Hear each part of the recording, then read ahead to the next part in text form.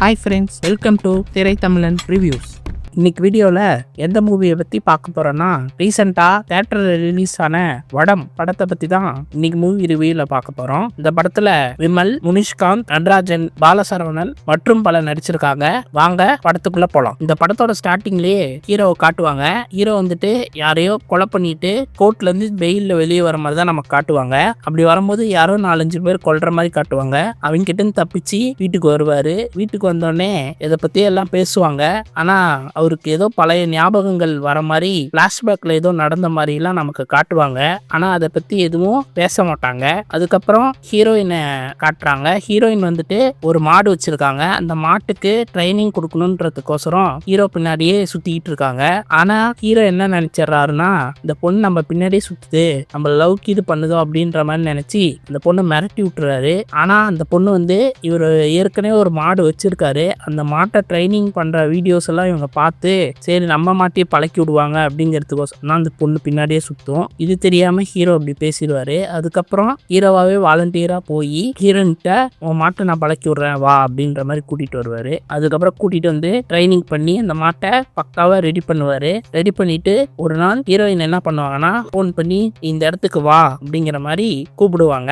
அப்ப இவரும் தனியா வருவாரு. அந்த சமயத்துலதான் அங்க ஒரு 4-5 பேரு இவரை கொல்றதுக்கு பிளான் பண்ணுவாங்க.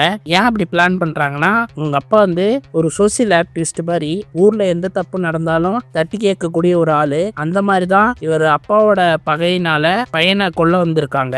அதுக்கப்புறம் ஹீரோ என்ன பண்றாருன்னா, சண்டை போட்டு சமாளிச்சு அங்கிருந்து தப்பிக்கலாம்னு நினைக்கும் போது ஹீரோயின் என்ன பண்றாங்க, மாட்டை அவுத்து விடுறாங்க. அவுத்து விட்டு ஹெல்ப் பண்ற மாதிரி தான் நினைச்சா கடைசியில மாடு வந்து ஹீரோவே குத்திடுது. அப்பதான் நமக்கு தெரிய வருது ரத்னவேலோட தங்கச்சி அப்படின்ற மாதிரி சொல்லுவாங்க.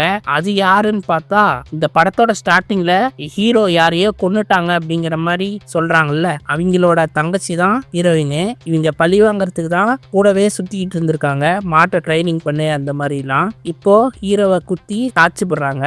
அதுக்கப்புறமா இந்த விஷயங்கள் எல்லாம் ஹீரோவோட அப்பாவுக்கு தெரியுது. உடனே ஹீரோவோட அப்பா வந்து நேரா அந்த பொண்ணுகிட்ட போய் நடந்த உண்மையெல்லாம் சொல்றாரு. இந்த மாதிரி உன்னோட அக்கா புருஷன் வந்துட்டு நல்லாவெல்லாம் ஒன்றும் கிடையாது. அவன் வந்து அவன் வளர்த்தின மாடையே கறிக்கு அமுச்சு விட்டான். அதை என் பையன் எடுத்து வளர்த்தி பெரியாளாக்கி அதை வந்து மாடுபிடி நிகழ்ச்சிக்கெல்லாம் கொண்டு போய் விட்டுட்டு இருந்தான். அதை பிடிக்காம அவன் வந்து மாட்டை திருப்பி கேட்டான். என் பையனும் திருப்பி கொடுக்கறன்ற மாதிரி தான் சொன்னான். ஆனா உன்னோட அக்கா புருஷன் இந்த மாட்டை கொல்றதுக்கு லாரி விட்டு அடிச்சு ஆக்சிடென்ட் பண்ணிட்டான். இது பொறுத்துக்க முடியாம தான் என் பையன் போய் சண்டை போட்டான். ஆனா அப்பயும் அவன் வந்து கொல்லல. எப்படி ஒரு மாட்டை கொல்லணும்னு நீ நினைச்சியோ, உன்னை நான் கொன்னனா எனக்கு பாவம் அப்படிங்கிற மாதிரி சொல்லிட்டு அந்த இடத்துல இருந்து கிளம்பி போயிடுவான். ஆனா அவனை கொன்னது யாருங்கிறது அவன் கூடயே சுத்திக்கிட்டு இருந்த அவன் சித்தப்பனுக்கு தான் தெரியும். இப்போயே அங்க போய் கேளு அப்படிங்கிற மாதிரி ஹீரோயின்கிட்ட ஹீரோட அப்பா சொல்லிவிடுவாரு. அதுக்கப்புறம் ஹீரோயின் தான் அக்கா புருஷனோட சித்தப்பங்கிட்ட போய் கேட்பாங்க. கேட்டா நான் தான் கொன்னேன். எதுக்கு கொன்னேன்னா, என் பொண்ணை கல்யாணம் பண்ணிக்கிறேன்ற மாதிரி சின்ன வயசுல இருந்து ஓப் கொடுத்துட்டு இப்போ வந்து உங்க அக்காவை கல்யாணம் பண்ணிக்கிறாங்கிற மாதிரி சொல்றான். என் பொண்ணு படிக்கல அப்படிங்கிற மாதிரிலாம் சொல்லி என் பொண்ணோட மனசை கெட்டு போக வச்சு அவளை தற்கொலை பண்ணி சாவற அளவுக்கு பண்ணிட்டான். அதனாலதான் ஹீரோ வந்து அடிச்சுட்டு போன பிறகு நான் அவனை கொன்னேன் அப்படிங்கிற மாதிரி முனிஷ்காந்த் சொல்லுவாரு. முனிஷ்காந்த் தான் சித்தப்பா, அவரு தான் சொல்லுவாரு. சொன்ன பிறகு ஹீரோயினும் அவங்க அக்காவும் அங்க அந்த இடத்த விட்டு கிளம்பி போயிடுவாங்க. அதுக்கப்புறம் முனிஷ்காந்தும் போலீஸ் ஸ்டேஷன் போய் சரண்டர் ஆயிடுவாரு. இந்த மாதிரி தான் மகனே கொன்னன்ற மாதிரி. அதுக்கப்புறம் ஹீரோ வந்து தான் மாட்டை ஆக்சிடென்ட் ஆன மாட்டை தயார் பண்ணி திருப்பியும் அந்த மாடுபிடி நிகழ்ச்சிக்கு கொண்டு போவாரு. அந்த இடத்துல அந்த மாடும் ஜெயிச்சிரும். ஜெயிச்ச பிறகு அந்த சந்தோஷத்துல இருக்கும் போது முதல்ல ஒரு 4 பேர் வந்து சண்டை போட வந்தாங்கல்ல, அவங்களோட மெயின் பாஸ் வந்து வருவான். வந்து இவங்க கூட சண்டை போடுவான். ஹீரோவையும் கொல்ல பார்ப்பான். அந்த சமயத்துல மாடு வந்து அந்த வில்லனை அடிச்சு குத்தி கொன்னுப்படும்.